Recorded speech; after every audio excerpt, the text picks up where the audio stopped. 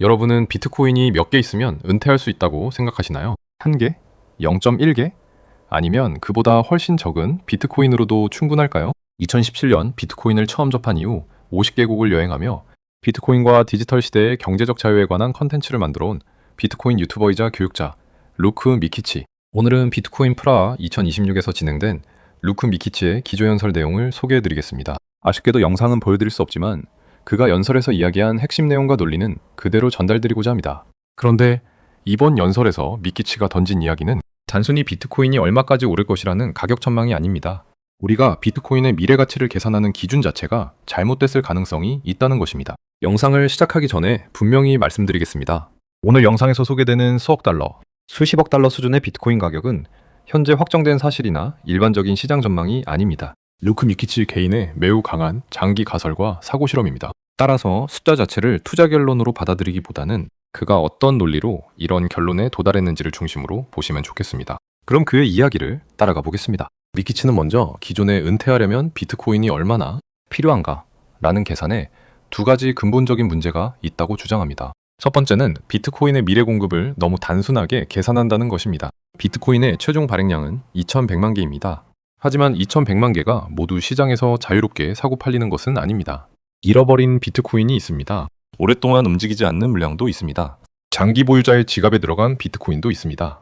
여기에 기업과 ETF, 기관과 국가까지 장기간 보유하기 위해 비트코인을 사들이기 시작한다면 실제 시장에서 거래되는 물량은 전체 발행량보다 훨씬 적어질 수 있습니다. 미키치가 강조하는 것은 2100만 개라는 숫자 자체가 아닙니다. 앞으로 시장에 실제로 나올 수 있는 비트코인이 얼마나 남느냐는 것입니다. 그는 2024년 이후 상황이 크게 달라졌다고 봅니다. ETF와 상장 기업이 비트코인을 매수하기 시작했고 국가 단위에서도 비트코인을 보유하거나 전략적 자산으로 바라보는 움직임이 나타나고 있습니다. 미키치는 이런 흐름을 마이클 세일러가 표현한 디지털 골드러시라는 관점에서 바라봅니다. 그의 생각은 이렇습니다. 이러한 기관들의 매수가 앞으로도 이어지고 매수한 비트코인을 장기간 시장에 내놓지 않는다면 시간이 지날수록 거래 가능한 비트코인은 빠르게 감소할 수 있다는 것입니다. 그래서 단순히 2100만 개를 3개, 인구로 나누는 계산만으로는 미래의 희소성을 제대로 설명할 수 없다고 봅니다. 비트코인은 2100만 개지만 우리가 실제로 살 수 있는 비트코인은 훨씬 적을 수 있다는 것입니다. 그리고 그는 이 현상이 가격의 단순한 비례관계로 나타나지 않을 가능성에 주목합니다. 시장에 나오는 물량이 줄어드는 상황에서 새로운 자본이 계속 들어오면 같은 규모의 매수, 자금이라도 가격에 미치는 영향이 커질 수 있기 때문입니다. 미키치는 여기에 부자와 기업 사이의 경쟁까지 더해질 수 있다고 봅니다. 대표적인 사례로 마이클 세일러를 이야기합니다. 한 기업가가 막대한 비트코인을 확보하고 그 결과 자신의 자산 가치가 크게 상승한다면 다른 억만장자와 기업들도 이를 계속 무시하기 어려울 수 있다는 논리입니다. 일론 머스크나 제프 베조스 같은 세계적인 자산가까지 예로 듭니다. 물론 이들이 실제로 마이클 세일러보다 더 많은 비트코인을 매수할 것이라는 의미는 아닙니다. 미키치가 말하려는 것은 희소한 자산을 둘러싼 경쟁이 본격적으로 시작됐을 때 어떤 일이 벌어질지를 생각해보자는 것입니다. 원하는 사람은 많아지는데 시장에 나오는 물량은 계속 줄어듭니다. 그 상황에서 거대한 자본까지 경쟁적으로 들어온다면 공급 부족의 영향은 우리가 생각하는 것보다 훨씬 커질 수 있다는 것입니다. 미키치는 거래소의 비트코인 물량 감소도 중요하게 바라봅니다. 그는 지난 수년간 거래소에 존재하는 비트코인이 감소해왔다고 설명하면서 이른바 공급 질식이 이미 진행되고 있다고 주장합니다. 그리고 매우 공격적인 가정을 하나 제시합니다. 2030년을 향해 가면서 거래소에서 실제로 매수할 수 있는 비트코인이 극단적으로 부족해질 수 있다는 것입니다. 여기서 거래소 비트코인이 연계가 된다는 표현은 문자 그대로 확정된 미래를 뜻하는 것이 아닙니다. 그만큼 시장에서 즉시 거래할 수 있는 유동, 공급이 크게 줄어들 것이라는 미키치의 극단적인 전망으로 이해하는 것이 적절합니다. 그런데 공급 문제보다 더 큰 두 번째 주장이 있습니다. 사람들이 미래의 세계를 지금과 거의 비슷한 크기로 놓고 비트코인의 가치를 계산한다는 것입니다. 보통 비트코인의 장기적인 가치를 계산할 때 금과 비교합니다. 금 시장의 일정 부분을 비트코인이 가져간다면 얼마가 되는지 계산합니다. 전 세계 자산의 5%를 가져간다면 얼마인지, 10%를 가져간다면 얼마인지 계산합니다. 미키치는 이런 계산에 빠진 것이 있다고 봅니다. 우리가 미래의 비트코인 가치를 계산하면서 분모가 되는 세계의 부 자체가 얼마나 커질지를 지나치게 작게 보고 있다는 것입니다. 그가 바라보는 현재는 단순한 경기순환이 아닙니다. 산업시대에서 디지털 시대로 넘어가는 문명적 전환기입니다. 미키치는 인류의 역사를 아주 길게 바라봅니다. 수렵 채집 시대가 있었습니다. 농업혁명이 있었습니다. 산업혁명이 있었습니다. 그리고 지금은 디지털 혁명이 진행되고 있다고 봅니다. 산업혁명 이전까지 인류의 생산성과 1인당 부는 매우 오랜 시간 천천히 증가했습니다. 그러나 산업혁명이 시작되면서 상황이 완전히 달라졌습니다. 기계가 인간의 근육을 대신하기 시작했습니다. 엄청난 에너지를 사용할 수 있게 됐습니다. 공장이 등장했습니다. 철도가 만들어졌습니다. 자동차가 등장했습니다. 전기가 보급됐습니다. 대량 생산이 가능해졌습니다. 인간 한 명이 만들어낼 수 있는 생산량 자체가 이전 시대와 비교할 수 없을 정도로 증가했습니다. 미키치는 지금도 이와 비슷한 변화가 일어나고 있다고 주장합니다. 다만 이번에는 기계가 인간의 근육을 대신하는 것에서 끝나지 않습니다. 인터넷과 인공지능, 자동화와 디지털 네트워크가 인간의 지식과 정보 처리 능력까지 증폭시키고 있습니다. 그는 이를 설명하면서 인쇄술을 중요한 역사적 사례로 듭니다. 인쇄술 이전에는 지식을 복제하고 전달하는데 엄청난 비용과 시간이 필요했습니다. 책 한 권을 만드는 것 자체가 거대한 작업이었습니다. 하지만 인쇄술이 등장하면서 정보 복제 비용이 크게 낮아졌습니다. 책이 퍼졌습니다. 지식이 퍼졌습니다. 교육이 확산됐습니다. 과학과 기술의 발전 속도도 달라졌습니다. 미키치는 인터넷이 오늘날 이와 비슷한 변화를 훨씬 빠른 속도로 만들어내고 있다고 봅니다. 세계의 지식이 연결됩니다. 정보가 실시간으로 이동합니다. 한 사람이 만든 소프트웨어를 수십억 명이 사용할 수도 있습니다.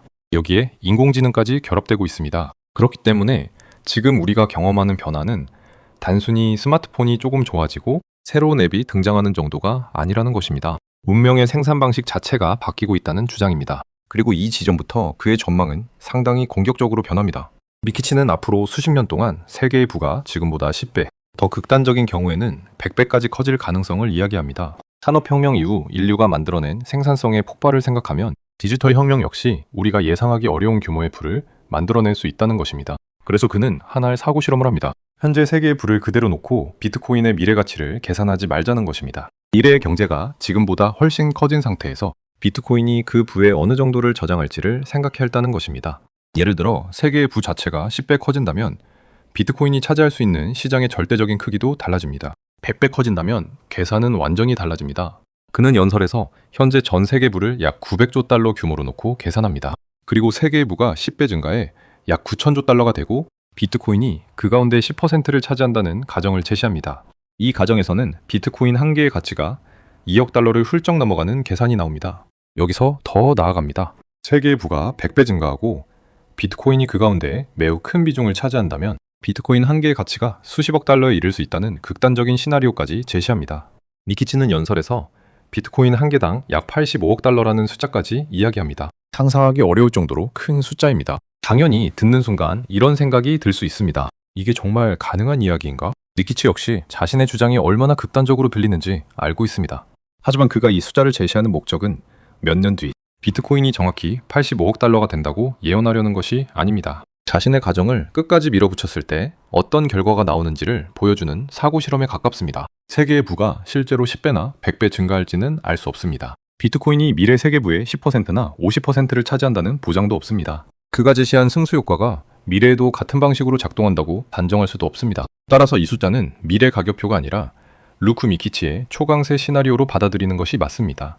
하지만 숫자를 걷어내고 나면 상당히 흥미로운 논리가 하나 남습니다. 미래의 비트코인을 현재 세계 규모로 계산하는 것이 과연 맞느냐는 것입니다. 미키치는 기술혁명의 또 다른 특징으로 부의 집중을 이야기합니다. 새로운 기술이 등장할 때마다 기존 산업에서 조금 더 열심히 일한 사람보다 새로운 기술의 흐름을 먼저 이해하고 활용한 사람들이 거대한 부를 만들어냈다는 것입니다. 자동차가 등장했을 때 마차를 조금 더 잘 만드는 것만으로 새로운 시대를 지배하기는 어려웠습니다. 전기가 등장했을 때도 마찬가지였습니다. 인터넷이 등장했을 때 역시 기존 오프라인 사업을 조금 더 효율적으로 만드는 것보다 인터넷 자체를 기반으로 완전히 새로운 사업을 만든 기업들이 빠르게 성장했습니다. 오늘날 세계 최상위 기업 상당수가 디지털 기술을 기반으로 성장했다는 사실도 그는 같은 흐름에서 바라봅니다. 그는 새로운 기술이 기존 산업을 빠르게 밀어내는 과정에서 새로운 기술을 먼저 받아들이고 활용한 사람들이 엄청난 부를 축적했다고 봅니다. 그리고 비트코인 역시 이런 문명적 변화의 일부라고 주장합니다.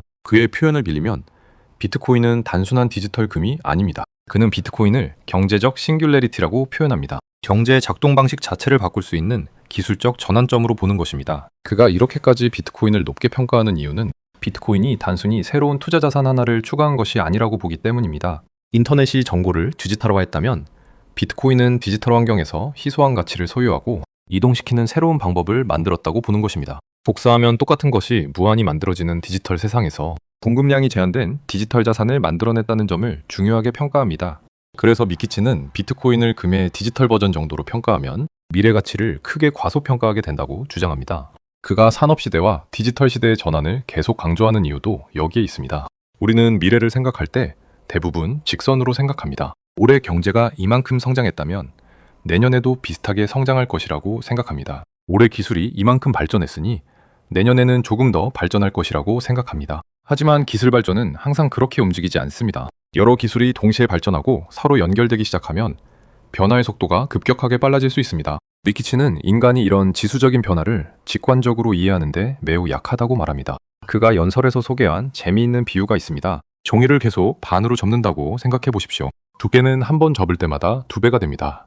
처음 몇 번은 별것 아닌 것처럼 보입니다. 하지만 횟수가 늘어나면 결과는 인간의 직관을 완전히 벗어납니다. 미키치가 말하고 싶은 것도 이것입니다. 기술 발전 역시 초기에는 변화가 작아 보입니다. 하지만 인터넷과 인공지능, 자동화, 디지털 네트워크 같은 기술들이 서로 결합하면 어느 순간 우리가 예상하지 못한 속도로 생산성이 증가할 수 있다는 것입니다. 그리고 그는 지금의 인류가 바로 그 구간으로 들어가고 있다고 봅니다. 산업시대에서 디지털 시대로 넘어가는 속도 역시 과거보다 훨씬 빠를 것이라고 주장합니다. 수렵채집 사회에서 농업사회로 넘어가는 데는 아주 오랜 시간이 걸렸습니다. 농업사회에서 산업사회로 넘어가는 시간은 훨씬 짧아졌습니다. 그리고 산업사회에서 디지털 사회로 넘어가는 시간은 그보다 더 짧을 수 있다는 것입니다. 미키치는 이 거대한 변화가 약 20년에 걸쳐 압축적으로 진행될 가능성을 이야기합니다. 특히 2020년을 중요한 전환점으로 바라봅니다. 다만 여기서 그가 산업시대가 끝났다고 표현하는 것을 문자 그대로 받아들일 필요는 없습니다. 공장도 사라지지 않았고 제조업도 사라지지 않습니다. 의사와 변호사, 엔지니어가 모두 몇 년 안에 사라진다고 확정할 수도 없습니다. 미키치가 강조하는 것은 경제적 가치가 만들어지는 중심축이 산업 중심에서 디지털 중심으로 빠르게 이동하고 있다는 자신의 관점입니다. 그리고 이 과정에서 인공지능이 엄청난 영향을 줄 것이라고 봅니다. AI가 인간의 지식 노동 일부를 자동화하기 시작합니다. 소프트웨어는 세계 어디에서든 동시에 사용될 수 있습니다. 과거에는 수많은 직원과 공장이 필요했던 규모의 사업을 훨씬 적은 인력으로 운영할 가능성도 커지고 있습니다. 미키치는 이것이 생산성을 폭발적으로 높일 수 있다고 봅니다. 그는 여기에 또 다른 거대한 변화들이 동시에 겹쳐 있다고 이야기합니다. 장기 부채 사이클의 문제도 있습니다. 국제 통화 질서의 변화도 있습니다. 미국을 중심으로 한 세계 질서에 대한 도전도 있습니다. 인공지능과 첨단 산업을 둘러싼 국가 간 경쟁도 있습니다. 이 모든 변화가 한꺼번에 일어나면서 우리가 느끼는 세상의 불확실성이 커지고 있다는 것이 그의 해석입니다. 그래서 미키치에게 비트코인은 단순한 투자 상품이 아닙니다. 새로운 디지털 시대의 경제적 인프라가 될 가능성을 가진 기술입니다. 이제 처음의 질문으로 돌아가 보겠습니다. 비트코인이 얼마나 있으면 은퇴할 수 있을까요? 미키치의 답은 의외로 단순합니다. 우리가 생각하는 것보다 훨씬 적을 수 있다는 것입니다. 왜냐하면 기존 계산은 현재 세계 경제를 기준으로 미래의 비트코인을 평가하지만 미키치는 미래의 경제 자체가 지금과 전혀 다른 크기가 될 가능성을 보고 있기 때문입니다. 여기에 실제 시장에서 거래되는 비트코인의 공급량까지 크게 줄어든다면 비트코인 한 개가 대표하는 경제적 가치가 지금과 비교하기 어려울 정도로 커질 수 있다는 것이 그의 주장입니다. 그래서 그는 비트코인 100만 달러나 5천만 달러조차 장기적으로 지나치게 보수적인 전망이라고 말합니다. 명설에서는 비트코인 한 개당 수억 달러에서 수십억 달러에 이르는 극단적인 숫자까지 제시합니다. 그리고 여기서 은퇴하려면 비트코인이 얼마나 필요한가라는 처음의 질문에 대한 그의 결론이 나옵니다. 비트코인의 미래 가치가 자신이 예상하는 수준까지 올라간다면 사람들이 생각하는 것보다 훨씬 적은 비트코인으로도 경제적 자유를 얻을 가능성이 있다는 것입니다. 하지만 여기서 중요한 것은 그가 제시한 가격 숫자 하나가 아닙니다. 그 숫자에 도달하기 위해 어떤 가정을 사용했느냐가 훨씬 중요합니다. 미래의 비트코인 가격을 계산할 때 현재의 세계를 그대로 미래로 복사해놓고 계산하는 것이 과연 맞는가? 디지털 기술이 생산성을 크게 끌어올린다면 세계 전체의 부는 얼마나 커질 것인가? ETF와 기업, 국가, 장기 보유자가 비트코인을 계속 보유한다면 실제 시장에서 거래되는 공급량은 얼마나 남을 것인가? 그리고 비트코인이 단순한 디지털 금을 넘어 새로운 디지털 경제에서 가치 저장 수단으로 자리 잡는다면 어느 정도의 시장을 확보할 수 있을 것인가? 미키치가 던지는 핵심은 이런 질문들입니다. 다만 이런 초강세 전망을 들을수록 투자자는 오히려 가정과 사실을 구분해서 볼 필요가 있습니다. 비트코인은 가격 변동성이 매우 큰 자산입니다. 기업과 ETF의 매수가 앞으로도 같은 속도로 계속된다는 보장은 없습니다. 거래소의 비트코인이 실제로 0에 가까워진다는 것도 확정된 미래가 아닙니다. 세계의 부가 10배, 100배 증가한다는 가정 역시 검증된 사실이 아닙니다. 무엇보다 미래의 세계부 가운데 비트코인이 10%, 50%를 차지한다는 가정은 매우 강한 전제를 필요로 합니다. 그래서 미키치의 연설을 단순한 가격 예언으로 받아들이기보다는 하나의 거대한 사고 실험으로 보는 것이 좋습니다. 그의 이야기를 한 문장으로 정리하면 이렇습니다. 우리는 비트코인의 미래를 계산하면서 비트코인만 보고 있는 것은 아닌가? 비트코인의 총 발행량만 볼 것이 아니라 실제 시장에 나오는 공급을 봐야 합니다. 현재의 세계의 부만 볼 것이 아니라 디지털 혁명 이후 세계의 생산성과 부가 어떻게 변할지도 생각해야 합니다. 비트코인을 금과 비교하는 데서 끝낼 것이 아니라 디지털 경제에서 비트코인이 어떤 역할을 차지하게 될지도 생각해야 합니다. 그리고 무엇보다 인간은 지수적인 변화를 직관적으로 이해하기 어렵다는 사실도 고려해야 한다는 것입니다. 루크 미키치가 비트코인 프라하 2026 기조연설에서 보여준 것은 결국 극단적으로 낙관적인 비트코인 전망입니다. 그 전망이 실제로 맞을지는 아무도 모릅니다. 하지만 그의 주장에는 생각해볼 만한 질문이 하나 남습니다. 우리는 미래의 비트코인을 오늘의 세상이라는 자로 재고 있는 것은 아닐까요? 산업혁명 직전에 살았던 사람이 오늘날의 세계 경제를 상상하기 어려웠던 것처럼 정말 디지털 시대가 새로운 문명적 전환이라면 지금 우리가 사용하는 비트코인 가치평가 방식 역시 미래에는 전혀 다르게 보일 수 있습니다. 결국 중요한 것은 비트코인이 몇 달 뒤 얼마가 되느냐만이 아닙니다. 우리가 어떤 시대를 지나고 있는지, 세계의 생산성이 어떻게 변하고 있는지, 자본이 어디로 이동하고 있는지, 그리고 새로운 디지털 경제에서 비트코인이 어떤 위치를 차지하게 될지를 함께 보는 것입니다. 루크 미키치는 그 미래를 매우 낙관적으로 바라봅니다. 비트코인이 단순한 디지털 금을 넘어 문명의 경제 시스템에 큰 영향을 미치는 기술이 될 것이라고 보는 것입니다. 그의 전망에 동의할 수도 있고 동의하지 않을 수도 있습니다. 하지만 한 가지 질문은 꽤 흥미롭습니다. 만약 우리가 정말 산업시대의 끝과 디지털 시대의 시작을 동시에 목격하고 있다면 비트코인의 가치를 지금과 같은 방식으로 계산하는 것이 맞을까요? 여러분은 루크 미키치의 주장에 대해 어떻게 생각하십니까? 지나치게 낙관적인 전망이라고 보시는지 아니면 우리가 아직 비트코인의 잠재력을 너무 작게 보고 있다고 생각하시는지 댓글로 의견을 남겨주시면 좋겠습니다. 오늘 소개해드린 내용은 루크 미키치의 비트코인 프라하 2026 기조연설에 담긴 주장과 전망을 정리한 것이며 특정 가격의 실현 가능성을 보장하거나 비트코인 매수를 권유하는 내용은 아닙니다. 투자는 다른 사람의 확신보다 자신의 판단이 중요합니다. 끝까지 시청해주셔서 감사합니다.